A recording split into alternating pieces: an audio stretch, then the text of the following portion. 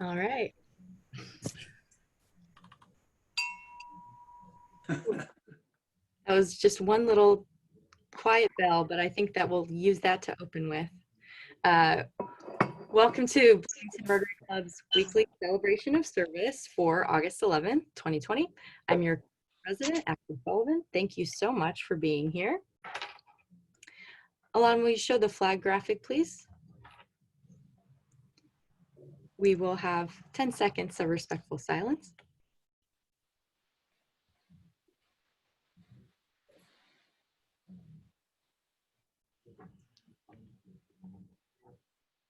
Thank you.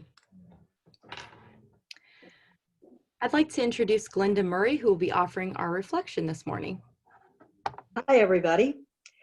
One of the good things about meeting by Zoom, we were just talking about how some of us are kind of tired of Zoom meetings, but one of the things is that our presenter can speak to us from anywhere in the world. And today we're pleased to have Alexandra speak to us from Berlin. So one of the other good things about Rotary is that being an international organization means connecting with people all over the world. Growing up in the 1950s and 60s in small town Southern Illinois, I didn't meet that many people from other countries. But the Rotary Club, of which my father was a member, would occasionally have international visitors. I don't remember meeting them in person as a kid because they had meetings and that was it. But Father would talk about who the guest was and where they were from, and I learned vicariously more about other countries. Remember, those were the days when you went to the encyclopedia to look something up, not to the internet.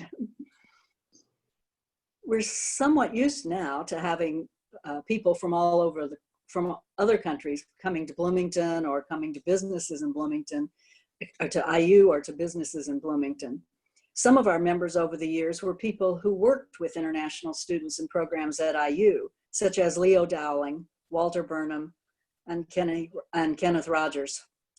They made sure our club had international guests and that we met those international students. Jim Bright does lots of that for us now, and others. Floyd Arpan, a former director of the State Department's Foreign Journalistic Program, brought a score of international journalists to a meeting every year when they were here. We've been involved as a club in the Rotary Exchange Program for many years. And if my memory is right, Brian Price was a group study exchange person before he ended up becoming a Rotarian. As far as I can find, back in 1968, we sponsored 6 men who studied overseas in that program. In 1972, the Rotary Exchange Program participants spoke at the district conference about their trip to Australia. Those were the 6 men who had been from our area and who had gone. The Australian team was coming later that year in 72 to visit Bloomington. And we had a group study exchange program from Australia just a few years ago. Now I've lost it, but I had my little Australian paper flag that we had that year when they came. We have had many Bloomingtonians who traveled to other countries with the group study exchange program and others who applied for and received ambassadorial scholarships and now the global scholarship program to study abroad. IU has had Rotary International scholars come here to study, and our club has very often been the host for them. They've enriched our lives, and we've provided a welcoming environment for them in Bloomington. So, in short, the international programs of Rotary have built goodwill, better friendship, and have been beneficial to all concerned. Thanks. Thank you so much, Linda. All right. Would you like to introduce? I'm done. Would you like to introduce any visiting Rotarians and guests today? Yeah, thank you, President Ashley. First of all, we're pleased to have 5 members of our speaker, Alex Starry's family. They are Alex's mom, Melissa, Alex's dad, Joe, Alex's cousin, Jamie, Alex's aunt, Diane Nuremberg, and Alex's grandmother, Yvonne Starry. So welcome to the Starry family. Also, we're pleased to have with us here today a very special guest, Alex's host club past president, George Brenninkmeyer, who's joining us from Berlin, I believe. George just got back from a motorcycle trip in Austria, and I think he needs to be in Sturgis this week, maybe, I'm not sure. Let's see, also we have with us today IU Bloomington Rotaract Club member, past president Maren McClellan. Maren, always good to have you with us. We have Elizabeth Thompson Rodemaker. Elizabeth, great to have you, past member of our club. And also joining to say hello to George is my wife, Ann Bright. George and his wife, Christina, treated us royally to a day at the Berlin Yacht Club when we were there taking care of business and looking after Alex. So welcome to all of our guests. Did I miss anybody?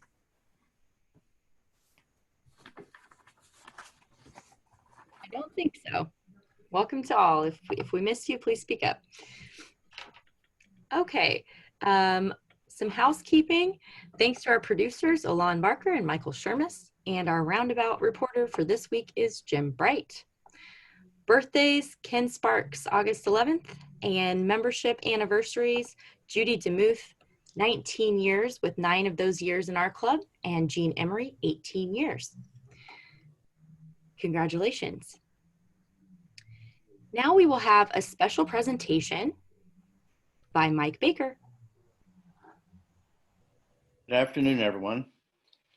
You've probably heard me and many people talk about the Rotary Foundation and what it's all about, and why when someone is recognized as a Paul Harris Fellow, it has meaning. And it's because of what Rotary International does in the world, all the different programs.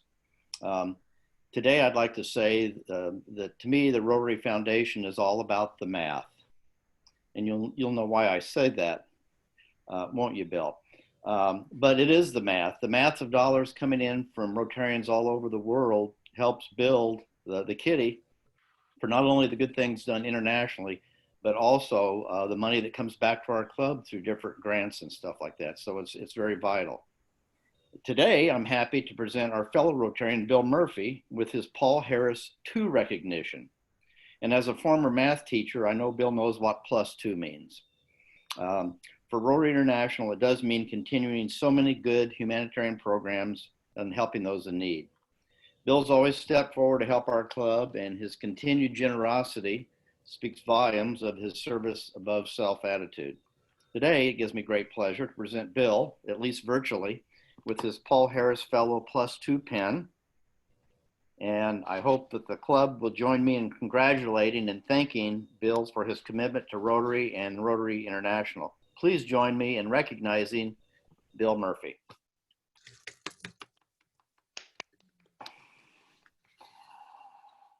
Congratulations, Bill. We can't hear you. If you wanted to say a few words. Well, I've got my pen on. Natalie dropped it off this morning, so I've got it on, and thank you very much. Appreciate it. Thank you, Bill. We appreciate you so much. Thank you for your service to the club. You're welcome. In other exciting Rotary news, it was just announced last week that Rotary International Nominating Committee has unanimously nominated Jennifer Jones of the Rotary Club of Windsor-Roseland in Ontario, Canada, to be the first woman president of Rotary International for the 2022-2023 year. Woohoo! That is such a major accomplishment to be celebrated, and I am so proud to be a part of this change that's happened, and the future of Rotary is very bright. So there's more information, background on Jennifer, and that'll be in the roundabout. Look out for that. And this is why it is so important to make our voices heard to Rotary International leadership. It matters so much, and I would like to urge you to take this opportunity to share a personal note in support of the resolution against racism that we shared as a club. I would encourage us all to send it individually to John Huco and others in leadership positions. their contact information and an example message will be distributed for your use. So look out for that. I think that if we all join together and send that, then it'll be amplified that much more. So please do that. Okay, there's another announcement here. The Brown County Rotary Club's 5th annual Taste of Art is moving online. It features 60 original contemporary and heritage paintings by well-known and respected Brown County and Indiana artists. It's in support of Rotary local youth development and other community and international programming. So bids for these works will be accepted starting today with the final bidding on August 29th. And the link to visit that is their website, rotaryclubofbrowncounty.org. That'll all be in the roundabout as well. They are making appointments for live previews scheduled for Thursday, August 27th. And the Mike Laros from the Rotary Club says it's their only fundraiser and they need to make it as successful as possible. So let's help them out. We're all in this together. I would like to announce that also on Thursday, August 27th, we'll be having our first social gathering together. We will be getting together to socially engage at a physical distance. It's at the Karst Park Shelter number 9 from 5:30 to 7:30. And further details will be going out. There are picnic tables available, but bring your own chair for comfort. Please wear a mask. We'll provide some bottled water and hand sanitizer and some entertainment of a very casual variety. So come prepared to have fun and see each other and socialize at a distance. One last reminder here, the pledge survey will be, the deadline is this Friday, August 14th. So please make your voice and opinion heard there. And then Rotary Leadership Institute is also going virtual. Please take advantage of this opportunity. You don't have to travel very far to attend, and it's open for all Rotarians, brand new or many, many years in the club. So there are different levels coming out. The sign up will be in the roundabout, but they're throughout September and October dates. Okay, volunteering service spotlight. So we have at least one opportunity every month. We have 4 opportunities right now. Helping Hands is always ongoing. They're looking for more pantry deliveries and that kind of thing to be filled. So the link is in the roundabout for you to sign up for that. We have 3 slots available for Community Kitchen this Friday that need to be filled. And I'm going to put the link to sign up in the chat here. There you go. If you would like to sign up for that, we had one last week, went really well. They're so happy to have our support. So please sign up for a shift. We also have one spot on the 28th available. Friends of Lake Monroe has ongoing opportunities. That link will be included in the roundabout again, trash pickup, and they also have a survey opportunity on September 18th. And Teachers Warehouse is always needing support. They're in a very busy time right now and they could use volunteers Monday through Friday. Volunteers at teacherswarehouse.org is where to send your interest. Please email them and pick up a few shifts. And that being said, it is time for Happy Dollars, and all of the proceeds for Happy Dollars go to the Teachers Warehouse. I'd like to give a couple Happy Dollars in honor of my former student, Lindsay Owens, who was announced today as the new editor of the Washington Times Herald. Nice. I have some Happy Dollars. Today, the Lieutenant Governor of the state of Indiana, Suzanne Crouch, announced that $10 million of federal CARES funds that went to the state will be going to local arts and cultural organizations. And not only is that amazing news for us, but Indiana is one of a handful of states around the nation that have spent some CARES money on their local arts and cultural sector. So yay for us. Hooray. I'd like to give a Happy Dollar for my friendship with Owen Johnson. I have a happy dollar for Jennifer Jones, the first RI president who is female. I really feel like our club's resolution a couple of years ago might have played a small role in that. And also, I met her and her husband at the RI conference in Brazil, and he heard him speak. He himself is deaf, and he owns several fast food restaurants and makes an effort to hire people with disabilities in his restaurants, and he's speaking about that. So I think we have not only a woman, but a disability advocate at the top.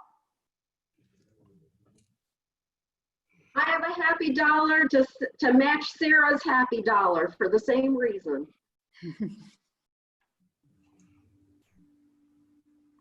And I do also. And I want the club to know that one of the many things that we do as a club is have a vote to elect the nominating committee for the zone. And it's the nominating committee for the zone that decides, the nominating representative that decided to get, to break that barrier, that glass ceiling. And we played a role because we specifically cast our votes intending to give them to the nominating nominee who was most likely to promote the idea of a woman president. So you all did have a role in that, including the resolution from, and Sarah and Mike Baker. That was just an incredible thing, and it's really noticed and it's really appreciated nationally and I think internationally that what we did. So thank you all.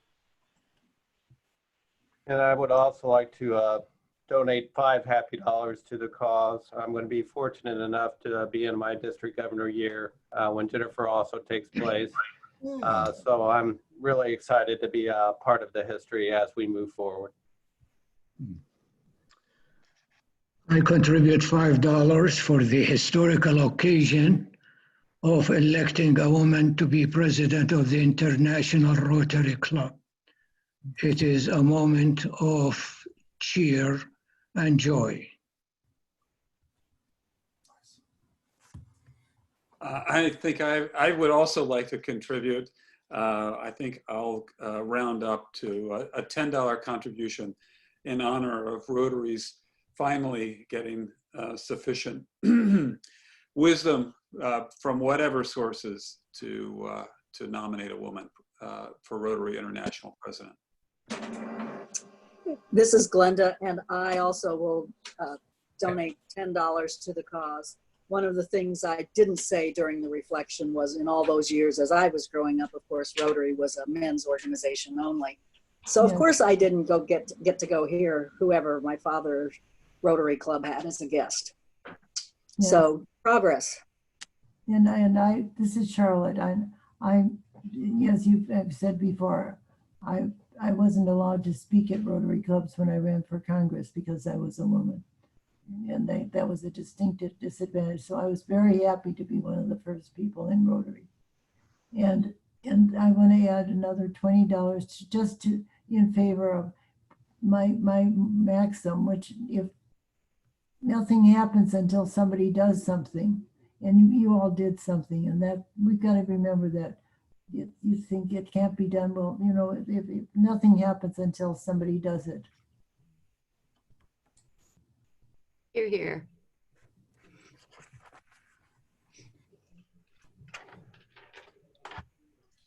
Anyone else?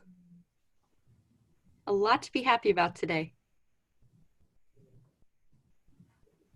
All right. Well, I would like to introduce Jim Bright to introduce our speaker. Thank you, President Ashley. And joining us today from her apartment halfway around the world in Berlin, Germany, is Rotary scholar Alex Starry. Alex had planned to be here in person today, but something got in the way, something called the coronavirus. While at IU's School of Public and Environmental Affairs, Alex served as an intern in the Washington, D.C. office of then Congresswoman, now Senator Tammy Duckworth of Illinois. After graduating from IU in December of 2014, Alex was a Peace Corps volunteer in Lesotho, a country surrounded by South Africa. And while in Lesotho, Alex taught more than 200 boys and girls life skills and HIV education. In 2018, Alex's mom, Melissa, who is with us here today with other family members, saw a story in the Herald Times about our district offering a $40,000 global grant scholarship. And Alex decided to go for it. She beat out 2 other finalists to become our 2019-2020 Global Grant Scholar. She recently completed her master's degree in public policy from the Hertie School of Governance in Berlin. And through her master's thesis, Alex explored the impact of Indiana's Needle Exchange Program. Now, as Charlotte Zitlow, Kate Cruikshank, Scott Shackelford, and other members of our district scholarship committee will tell you, we were determined to find someone special, someone dedicated to making a difference in our world. And as you're about to find out, we found the right person, that special person, in Alex Starry. Fellow Rotarians, please welcome, all the way from Berlin, Germany, Alex Starry. Thank you, Jim. Thank you so much. You always somehow make me blush. So first I want to, is it possible to get the permission to share my screen? Sure, just give me 1 second. Okay.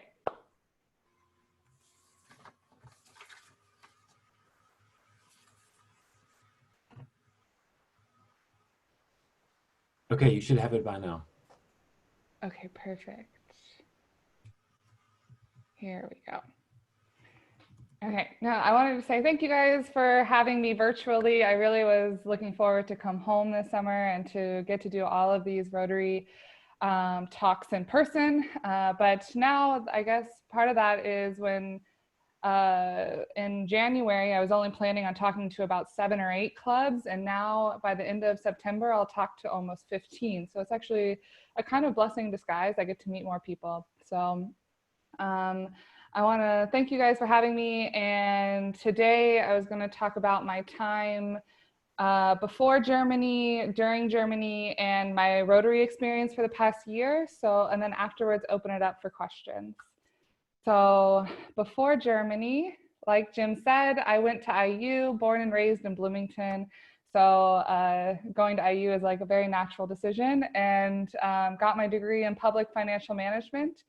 And SPIA has a really great program called the Washington Leadership Program. Some of you guys might know this, where you intern for full time in DC.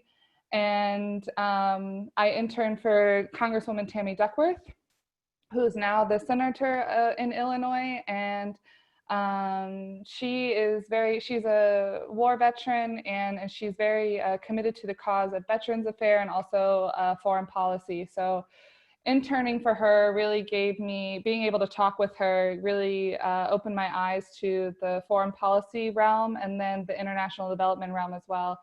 While I was interning for her, I got to talk with John Kerry as well. And so this really opened my eyes up to the idea of Peace Corps. So this is one of the reasons why I graduated a semester early, because of the application deadlines for Peace Corps. And 4 months after graduating, I went to Lesotho, which is a very tiny country inside of South Africa, only 2 million people. So it's about the third of the size of Indiana, if we want to compare it in those kind of terms. Lesotho has the second highest prevalency rate for HIV, 25%. So 1 in 4 people have HIV. And my role there was doing HIV mitigation campaigns and implementing US initiatives such as PEPFAR. And then while I was there, First Lady Michelle Obama introduced the Let Girls Learn initiative. So I also helped implement that within the projects that I was running already. And one of the events that we did with my community, I think there were about 4 or 5 organizations that helped put this carnival on, we did a World AIDS Day Carnival in 2015 for about 600 participants. Here is my host sister, the one in the hat. And so there were 600 participants and 75% of them got tested that day, which was a great turnout. Yeah, so this was in my village. And then my non-one-off events. So I did about 5 different events, campaigns throughout the 2 years. But the one thing that I really enjoyed and loved was my life skills class. So every week, about 4 days a week, I taught in a local high school, 200 kids, like Jim was saying. And we focus on life skills. So not just safe sex, but also goal setting and any issues that they wanted to talk about. It was really like an open space. So it was really nice to get to know the local people in my community and for them to, for me to integrate with them a little bit more. And so while I was there, I did a summer camp for them because that was one of the things they asked me all year round was, can we do a summer camp? Can we do something where we spend the night at the school? Because they've never done that before. And so we did a bro camp for the boys and a glow camp for the girls. And we had about 40 boys and 40 girls spend the night. And we just did just like any summer camp that any of us have ever been to. So it was a lot of fun to get to know them even better. And then for the World AIDS Day 2016, there was actually a worldwide campaign, Hands Up for HIV Prevention. And so Peace Corps this year decided to take the Lesotho Peace Corps cohort, we decided to take part in this worldwide campaign. And these are some pictures from the kids. Some were from my high school class, some were from the village. And it was open to everyone. And it was all about just education behind how to mitigate HIV and safe sex. And so then after 2 years in Lesotho, I just went home for about 4 months and wanted to continue my journey abroad. I wanted to continue within the foreign policy, public policy sphere, as well as the international development sphere. And so I decided to move to Germany in 2017, the summer of 2017, to a small town north of Frankfurt. It's about an hour north of Frankfurt called Marburg. I spent the year teaching English and learning German. So that was all I did for the year, was teaching English part-time and learning German. So this was a really great experience to really just get to know the German culture a little bit better and more of the traditional German culture as well. Because then the following year, I moved to Berlin, which is not as traditional German as some people may know when you're traveling around. Germany is very international. I applied to go to the Heritage School of Governance, which is a 2-year master's program for public policy. They have public policy and Masters of International Affairs. So I joined the public policy program, and Heritage is really interesting because even though it's here in Berlin, only 30% of the students are German, and the rest of them are international. So my best friends are from China, India, Pakistan.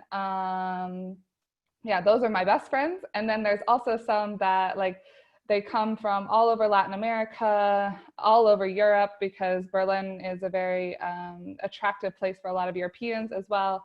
So it was really interesting when you're talking about public policy, because I did some public policy in my undergraduate as well, but it was very US centric. So how does the US handle public policy, healthcare, education, and such? So this was really interesting because we got to look at how other countries are also handling the healthcare system, the education system, and not just how the US is looking at it. So it gives a more global perspective on all of the issues that every country is facing.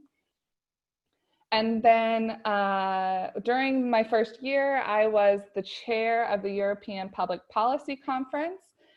This was the 11th annual Public Policy Conference. My university puts it on every year. And so we decided, my team and I decided to host the conference in Madrid, Spain. And we get to pick the topic, we get to recruit the speakers and do all of the marketing and campaigning for this conference. So it was really entertaining. It was really fun and entertaining, and I learned a lot. We chose to do it on the digitalization of urban cities. Is this a good thing? What are the consequences to this? Data protection, all of what encompasses this. So we had about 15 speakers from all across Europe, and then about 100 participants who came for this 3-day long conference, which was a really fun experience to get to meet people from all over. As well as, it's not a great picture of me, but I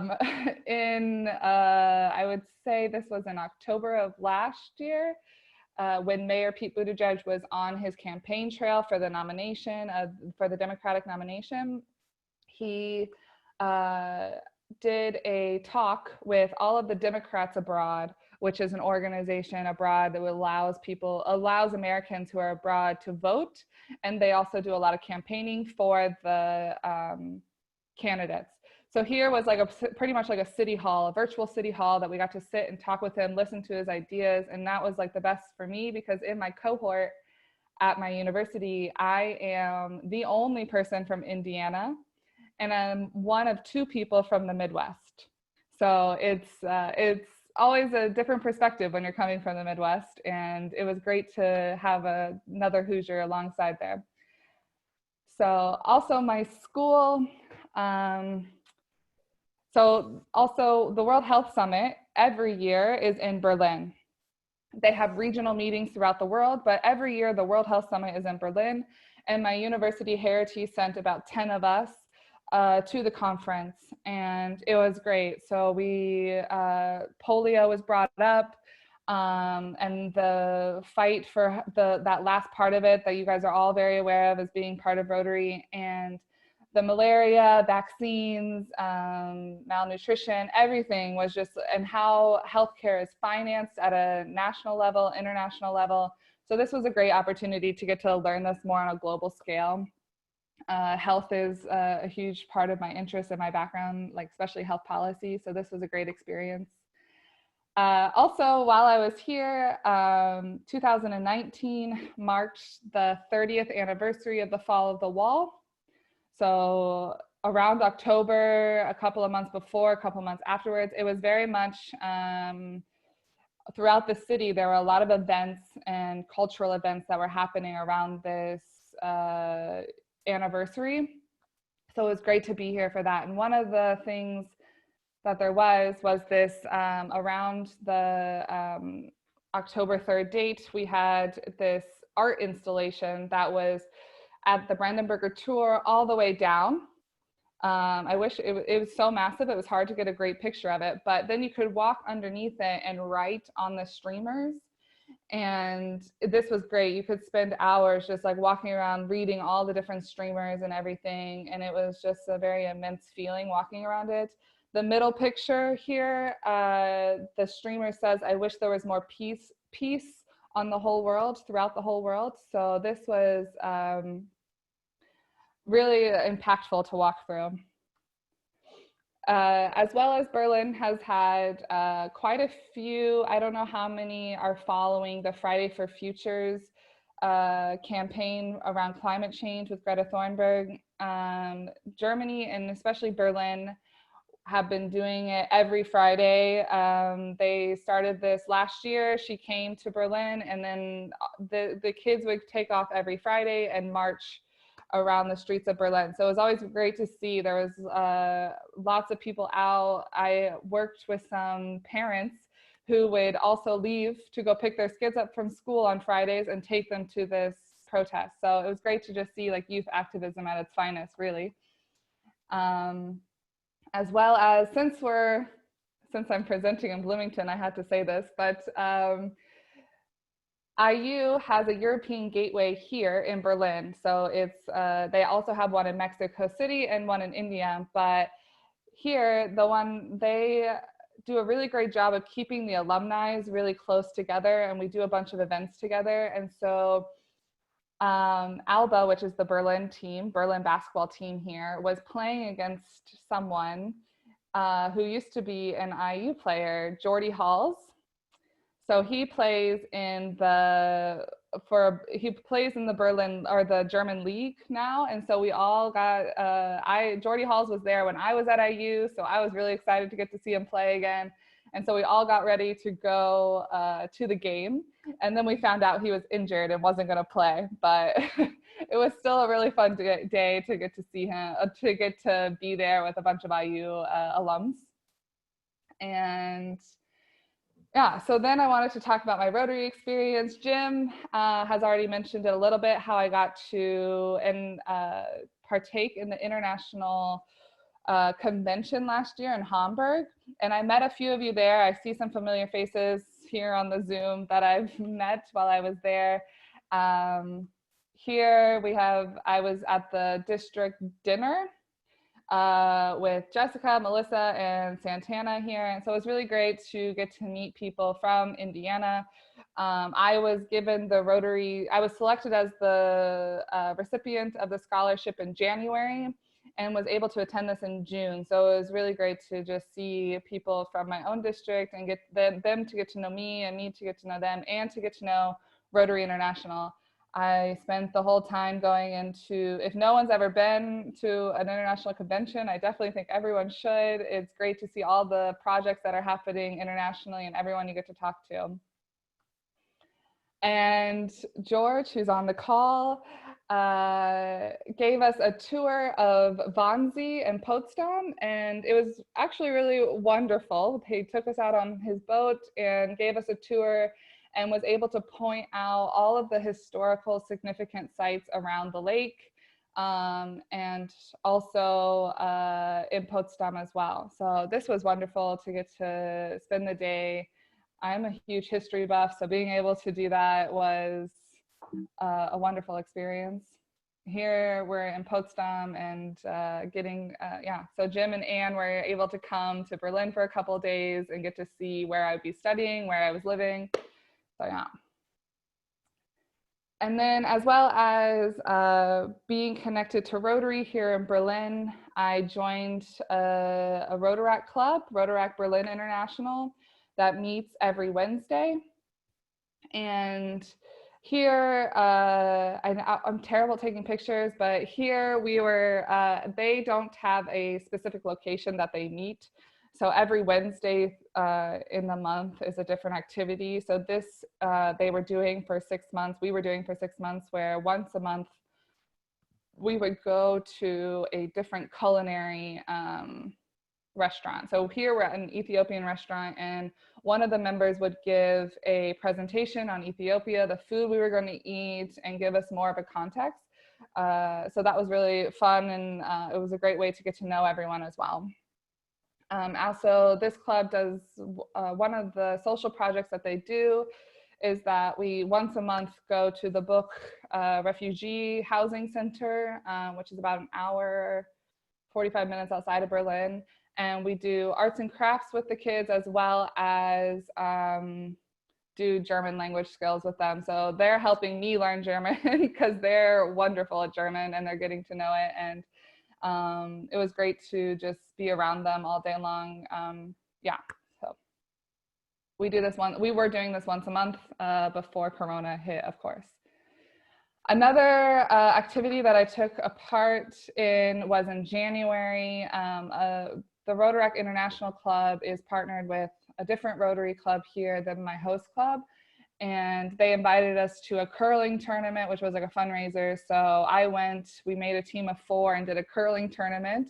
The whole tournament lasted 3 hours and I was out, and my team was out in 30 minutes. We did not do very well, but it was great to meet other Rotarians in Berlin and get to connect with them. So yeah, this was in January, and that's really my story now. I graduated and got my diploma in July, and now I'm in the job market. So yeah. So I want to open it up to any questions, any inquiries, or something that I might have talked too fast. I have a question. I could ask 5 or 6 questions because I have missionaries that leave Lesotho this spring because of the virus. But I was in Berlin about 20 years ago, and I was in a Rotary Club in a different city and state. So I went to the Rotary Club. It was in East Berlin, the former East. But when I inquired, they said, the only people here are from the West. I'm wondering if in those years, has Rotary been able to develop in East Berlin? Because at that point, they were not active at all in the former eastern part of the city. I actually don't know the answer to that question. I don't know if George heard that question and he knows the answer to that, but because I also was only part of, George, do you know? Yeah, we nowadays have at least 30 Rotary clubs in Berlin, and it took a while, but now it's all intermingled, East and West. It really took a while, but because the cultures were so completely different, you know, and but nowadays it's getting normal. Yes, it's that situation that you found out those days, Timothy. It's not anymore. Alex, I'd like to. Like it. I'm sorry. Alex, I'd like to ask a follow-up question. Owen, can you hold for a second? Sure. George was going to say a few words Okay. to attend on the, and then we'll pick right up with the questions. Okay. That's okay. George, go ahead. Okay. I want to say it's great to be in this group. I see 54 persons. It's the biggest Zoom meeting I ever had. Yes, and you're doing it all very professional, I must say. Yes, but thanks to Jim and Alexander, I'm participating in the group now, and I'm very glad that I was asked to in Berlin to take care and have a look at Alexandra, how Alexandra is doing. Yeah, and I must say it was great. Yes, I'm very thankful that I had the opportunity, and yes, it's good for Alexandra to have known that. Yes, that there was always a contact with Rotary and the Rotarian spirit, and that she found out the Rotarian spirit and the contact with Rotaract, and she knew that it was possible to, she got my WhatsApp and telephone number to phone me at any time of the day, night, if there would be something. So it's really like for Alexander, or for somebody like Alexander, to have a home, Rotarian home, outside somewhere in the world, yes, and to have this possibility, this warm feeling from people that never met before, but from the other side, I mean, I see you on the screen, and I have the feeling I've met you before, and we're all carved out of the same wood, I think, yeah, and that's giving me goosebumps now. Wow, thank you so much, George. And thank you for hosting Alex. I'm sure she was in very, very good hands. Okay, Owen, sorry to interrupt. Let's have your question. Okay, and I'm sorry, George, for talking over you. Alex, I first want to mention that I'm delighted that you swam at Bloomington North. My daughter did that probably about 15 years before you did with a different coach, and I know you loved Dave Tanner. But what I want to ask is a follow-up. What's your experience with and feeling about the nationalist movement that has developed in the eastern part of Germany? Going for the hard questions early, Owen. Okay. For me, it's not just in Eastern Germany, like it's coming all over Germany, and you can see it at the national level. And so for me, I wasn't raised in Germany and such, but having talks with native Germans who have been raised within the kind of the sphere of the government, it's definitely worrying some. I'm curious to see how the elections will come, because German elections are a year after the American elections. And so we'll see how it goes, but it's definitely worrying some. I'd like to ask you about, you said you're job searching. Of course, this is a very difficult time to be looking for a job, but with your background and your interests, are you looking throughout the world? Are you looking at could you talk a little about that? Yeah, so for me, for my personal level, Germany does a really great program to where if you study here, if you get your education here, you're automatically awarded a 18-month visa, a job searching visa. And so I'm switching into that visa now because it's probably the best visa at this moment for me to job search, and it gives me a little bit more security here in Germany. And I'm not limited. Like, I'm looking worldwide. I'm looking at major organizations, small organizations. My area that I really would like to go into is monitoring and evaluation. And yeah, so I'm starting that process now of all the research and everything.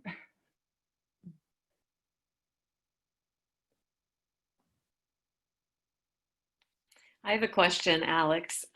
What is your daily life like now with coronavirus in Berlin? Yeah, now it's actually getting back to normal a little bit.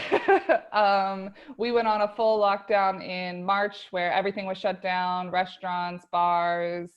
Basically, the only thing that was open was grocery stores.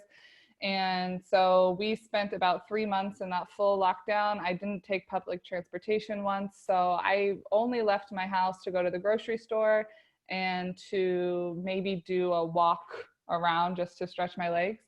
And that was it. So now it's actually it's a lot better. Lifestyle wise, we're able to move around a lot better. Everyone's wearing a mask, or you're supposed to wear a mask. The police will fine you if you're not wearing a mask in public transport. But numbers are starting to rise again. So we're being a little bit cautious. I'm being very cautious about where we're going and what we're doing every day. So. Did you say you're interested in monetary evaluation? Yes. What does that mean? I just read the book about the Deutsche Bank, and is that widely understood over there, that there's been a real serious crisis with the Deutsche Bank? Yes, that is definitely something that people are looking at. I think it's an international, it's on everyone's radar at that point. But for the monitoring and evaluation within the international development realm, this is more of looking at if programs are working and they're doing what they're intended to be doing on a quantitative, qualitative level. A lot of times within NGOs, they are on this grant cycle. And so they are just applying for grants to make ends meet. And then the grant is very specific about what they're allowed to do, but no one knows if that program is actually working the way it's supposed to be doing. Are kids going to school more? Are kids getting, is the HIV level coming down? So this is what I'm more interested in, more of the analysis of the program. So did your college, did they give you good programs in that? Yeah, one of the classes I took was monitoring and evaluation for the Mexican government. The Mexican government, our professor was an economist for the World Bank, and he was working with the Mexican government at the time. And we basically did a consultation project for them. They had 6 projects that they were about to roll out, social projects that they were about to roll out. And the project that I was working on was microfinancing, the microcredits. That's also big within the Rotary International. They have their own section on that. And how to implement this, like how would you monitor this program? How do we know if it's doing what it's supposed to be doing? So we worked in teams of 4 and did this for a whole semester. So this was one of the classes that I took. Good. So that was a good choice, right? Yeah. Yeah. I have a question. Alex, what you were working on the needle exchange program in Southern Indiana. Tell us what you found out about that. Yeah, so I did a very quantitative look at it. So this is something that you should never do solely. You should never just do a quantitative look at the data and everything. You should have to look at the whole holistic picture. And Monroe County is actually one of the best practice counties, actually, because They have a partnership with the prosecutor who isn't going to arrest or isn't going to charge someone if they're caught with a needle, which is not the same in all the other counties. So it's kind of a conflicting interest. You have this program in the county, but at the same time, you can be arrested and go to jail for 6 years for having a needle on you. And so I looked at all of the barriers to the program and why were the numbers not reflecting the success of the program. So yeah, it's a very deep multi-layer issue, but for me, my biggest thing is that Indiana has to get rid of this legislation that it's a felony to have a needle on you if they ever want this program to work. Thank you. Alex, I have a question for you. Your time in Lesotho was very different from probably everything else that you've experienced. And many of us have never had an opportunity to spend 2 years in such a different country with so many different experiences. Can you tell us how that impacted your view of the world? Yeah, it's something that is also, when I was in Lesotho, it's also being brought up now with these anti-racist movements, but the idea of the colonization of the development world and the development work.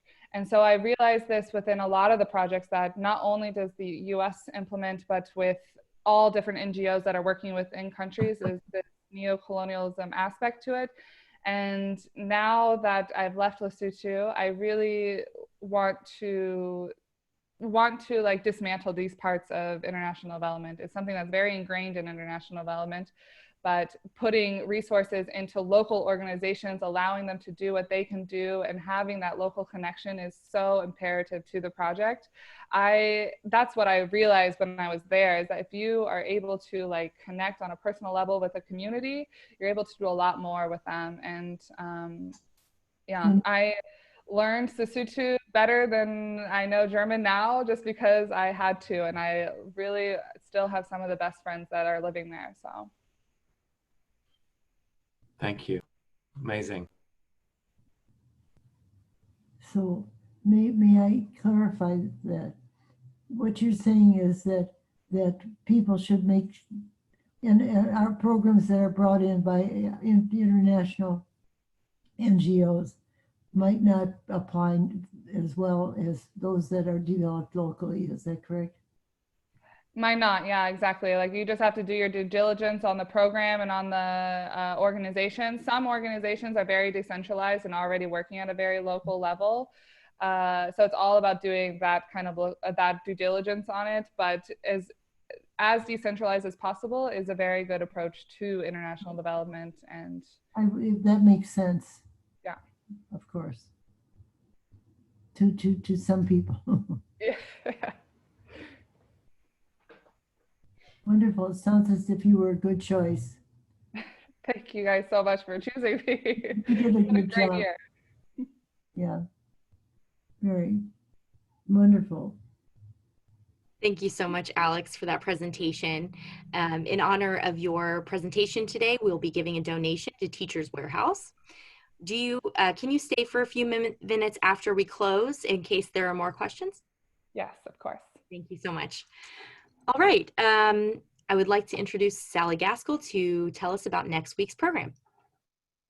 Okay, next week we're continuing to celebrate the 50th anniversary of the Americans with Disabilities Act, the ADA, and we'll have two speakers, both of whom are people living with disabilities, and they're going to talk about how that is, share their insights. Adria Nassim is a well-known columnist covering autism and disability-related issues for the Herald Times. And Michael Ely, also of Bloomington, is well known for his work with self-advocacy and advocacy for others. He's a graduate of Ivy Tech. So looking forward to that next week. Great. Thanks, Sally. Okay, let's close the meeting by reciting the four-way test, +1. Da-da-da-da. For some reason, I can't get it on my screen. So go ahead and start speaking, and then we'll get it on the screen as we're all talking. Okay. Of the things we think, think, say, or do. First, Is it the truth? Second, is it fair to concern? Third, will it build goodwill and better friendships? And Fourth, beneficial to all concerned. And fifth, is it fun? Fun.